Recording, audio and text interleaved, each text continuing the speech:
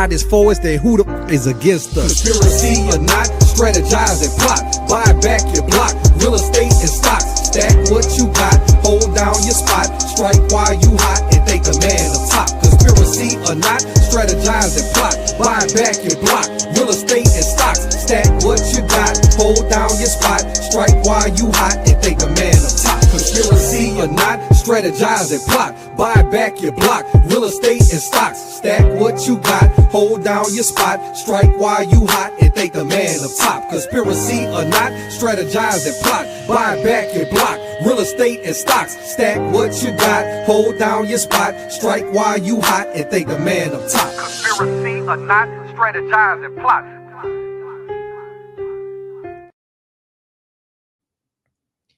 Welcome to the Wealth Mindset with JD Garnier. I hope you're having a productive week in your wealth creation journey. And as always, my goal is simple: to help you walk in wealth, mentally, physically, spiritually, and financially. To take the things that God has already given you and use those to create a life of purpose, so that wealth is more than just what you acquire. Wealth is who you become. You are the wealth. It's not your investments. It's not your real estate. It's not your business. It's you. And before you have any of those things, you have a unique and specific set of talents, abilities, gifts, ideas, habits, disciplines, and inclinations that form the basis of everything that you do in this world. And once you tap into that, you build wealth in your life. So again, you are the wealth. Listen, man, if you like my content, if you like my message, please like, follow, share, subscribe on all social media platforms: YouTube, Facebook, Instagram, TikTok under JD Garnier or JD Garnier Sr. You can also purchase my books, How to Sell When Your Clients Don't Look Like You, A Minority's Guide to Success in Sales and Diversity Selling, How to Transcend Societal Differences in Business. Both of those are available on Amazon, barnesandnoble.com, as well as my direct website, jdgarnier.com. Now, I talk about wealth all the time on this show, and really for the most part, I give you my perspective. Being 25 years in wealth management and finance, managed hundreds of millions of dollars. I have, been advising and consulting wealthy families for the better part of the last 20 years. And so I think that gives me a unique perspective on how people view wealth, the people that actually hold the wealth that we are seeking, what they prioritize and how they think. And I try my best to put it in a way that helps the everyday person understand how to build wealth in their life. Because I don't think it's as hard as we think if we think the right way. And I was recently watching an interview with a former NFL player, and they were talking about money and contracts. And I always say there's a big difference between being rich and being wealthy. And what I also like to help people understand is that wealth is not just about the money. Your wisdom, your knowledge, your understanding has to match the level of resources that you have for you to be able to handle it. Otherwise, if you accumulate or amass a tremendous amount of money and you're not ready to handle it, you're going to squander that money. It's not going to last. And I think that's evident in this interview. And I just want to play a clip for you really quickly and then give you my opinion on it. So here we go. And I always explain this to people, like, bro, you give somebody a 5-year, $100 million contract, right? What is it really? It's 5 years for 60. You're getting taxed. Do the math. That's 12 a year, that you have to spend, use, save, invest, flaunt, like whatever, however, just being real. I'm gonna buy a car, I'm gonna get my mama a house, I'm gonna do, everything costs money. So if you spending $4 million a year, that's really $40 million over 5 years, 8 a year, and now you start breaking down the numbers. It's like, that's a 5-year span of where you're getting $8 million. Can you make that last forever? And you always hear the people who ain't us and ain't been in the position, like, oh, well, that would last a lifetime. Most people are going to see that clip and they're going to criticize Odell Beckham Jr. Most people gonna see that clip and they're gonna say $100 million and you can't make that last. Go cry to somebody else. But he's right. Your wealth and your wisdom have to be in alignment. Otherwise, this is the result. 5-year, $100 million contract, $20 million a year, and he's trying to figure out how to make that last a lifetime. Think about that. And what it reminds me of is, and I talk about this all the time, there was this woman who won over $100 million in the lottery over a decade ago. And I remember her being interviewed on Ayanna Van Zant's show. And after this woman won $100 million, I think her boyfriend was in and out of jail. She spent millions of dollars trying to bail him out. She had other issues with her family. And when she was being interviewed on this show, she had, for the most part, spent a good majority of this money. She had a huge house. She had bought everything that she wanted to buy. For all intents and purposes, she had all the wealth that anybody could want. But if you watch this show, you would see that this woman's life was in shambles. She was unhappy. She had failed relationships. Her house was in shambles. It was filthy. She had stuff all over the place. There was no real sense of being or purpose. And that $100 million was gone within a few years. And just like Odell Beckham Jr., who's trying to figure out how to make $100 million last a lifetime because he has to spend $8 million a year to maintain his lifestyle, the fact remains that the wealth and the wisdom have to be in alignment. The wealth mindset is more important than ever because it is not just about the money. It's not just about the resources. And when your wealth and your wisdom don't match, either two things are going to happen. If you get the wealth and you don't have the wisdom, you're going to waste the wealth. And if you have the wisdom, but you never get the wealth, you're wasting the wisdom. And so once you have the wisdom, once you have the understanding, once you have the knowledge, you use that to manage the resources that you get. And it's very unfortunate that we put a lot of our professional athletes in this position because they're so young. And it's very hard to get wisdom in your early 20s when somebody blesses you with tens of millions, or in some cases, hundreds of millions of dollars, right? When you're that young, most times you are a victim to your own vices. You're a victim to your own desires. You're a victim to the manipulations of the people around you. And so I understand the difficult position that he's in. But I want to tell you how to think. The wealth mindset requires three things. I tell you all the time: sacrifice, risk, and patience. But the first thing is sacrifice. See, most of us think short term. Most of us think about our lives in the now, and we are not planning for, we are not thinking about, we are not even considering or envisioning what our life is going to look like in 5, 10, 15, or 20 years.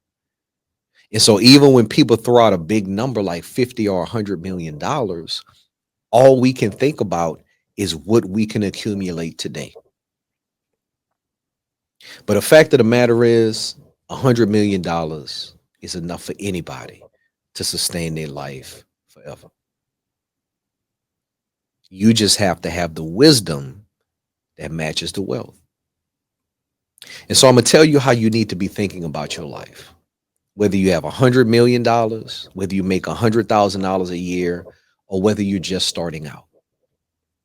You want to think about your life in phases. When it comes to wealth, you want to think about your life in 3 phases: short term, midterm, and long term. Your short term, that's your immediate needs. Those are the things that you need to survive, you need for everyday life, you need to kind of help you continue throughout life. Your immediate expenses, your immediate needs, your immediate desires. But everything can't go into the short term, because if you use all of your resources for the short term, you're not going to have anything in the future. It's all going to be gone. If your whole lifestyle is based on your short-term consumption, you will be broke in 5 years. I don't care how much money you make. And so once you understand your core need, once you understand the things that you want to buy, you limit what you use in the short term. The next phase of your wealth is your midterm. These are for your goals, your aspirations, the things that aren't immediate, but these are things that you want to happen. I want to start a business in the next 2 to 3 years. I want to buy another home in the next few years. I want to plan for my children's education. I have these things that I want to do, but they are not immediate. And so I have to fund those midterm goals. That's where allocation of resources comes into play. You need to do or or understand or know the right amount of money that it's going to take to fulfill those goals. And then the last phase of your wealth, of your life, is your long term. The goal for all of us should be financial independence. And so long term, you want to be in a position where you can live off of your wealth, where you can live off of your assets, where you are not required or forced to have to get employment or trade your time for money. But it takes time to do that, which is why this is a long-term goal. The goal is for your wealth and for your resources to replace your income. That takes time. But when you get lump sums up front, when you sign $100 million contract up front, when you win the lottery up front, now you have the opportunity to fund all of your goals at once. You don't get $100 million over 5 years or $20 million a year or $12 million after taxes and say, I'm going to take that and spend $8 million a year. That's irresponsible. That's not thinking long term. Instead, you break that money down in your head. What are my immediate needs? I don't care what city you live in around this country, Los Angeles, New York, Miami, Houston, Chicago. You can get a mansion for under $5 million. You can get the house of your dreams in most cases for $2 or $3 million. So if you get $100 million contract, $20 million up front after taxes, that's $12 million. You take care of your family. You go buy the home of your dreams. You take another $200,000 or $300,000 and buy the cars of your dreams. But you are still thinking long term.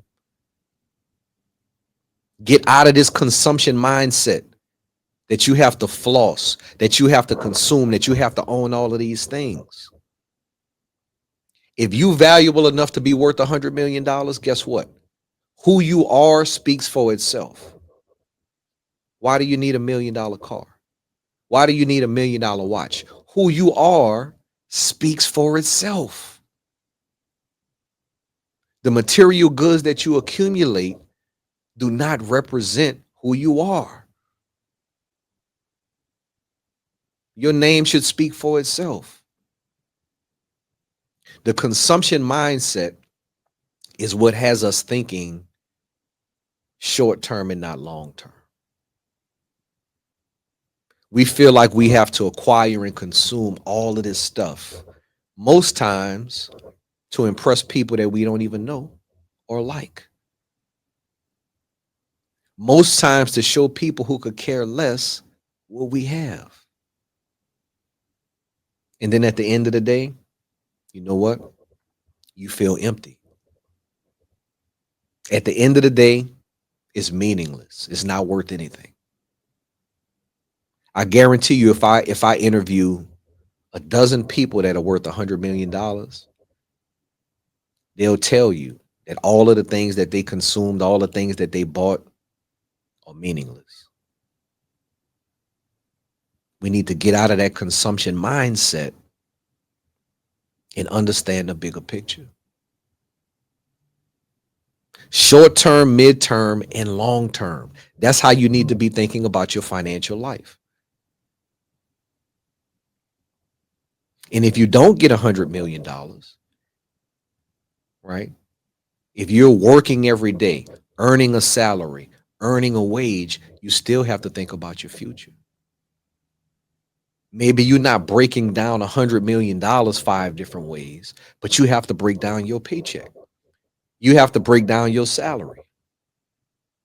And at least 20% of that should be going to your future.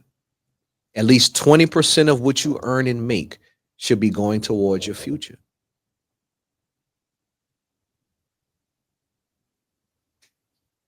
Listen, I say all the time that life is math. It is a mathematical equation.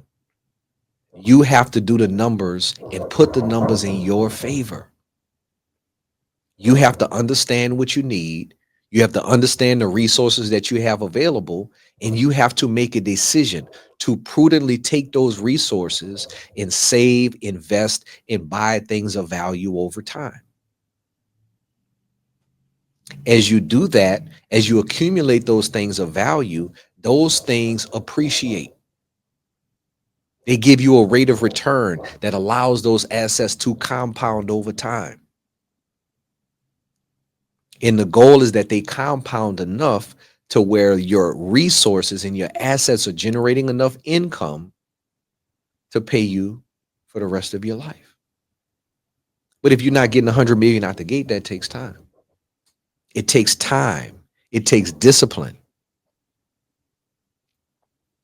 But you got to start somewhere. You have to start with removing the consumption mindset. You have to start with thinking about your financial life in 3 phases: short-term, mid-term, and long-term. And you have to start with a commitment of putting resources away and buying things of value. Rich and wealthy are not the same. Rich is the abundance of resources and money. You sign an NFL contract for $100 million, guess what? You rich. But as long as you have to trade your time for money, you cannot get wealthy. As long as that contract, as long as that income is tied to your work and your labor, you can't get wealthy. Because the moment you stop working, guess what? The money stops. So the goal should not be to be rich. It should be to be wealthy. Wealth is the separation of time and money. You become wealthy when your resources, when your assets, when your income increases without the requirement of your time. Or put another way, the $1 million that you work for is worth less than the $1 million that's working for you.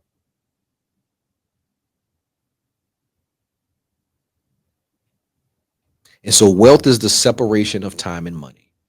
And the absolute goal is to put yourself in a position where your resources increase and grow without you having to work for it. That's why investing is so important. That's why owning things of value is so important. Listen, I don't give investment advice on this show. But the fact of the matter is, you need to be owning stocks, bonds, real estate, businesses, land, artwork, digital real estate.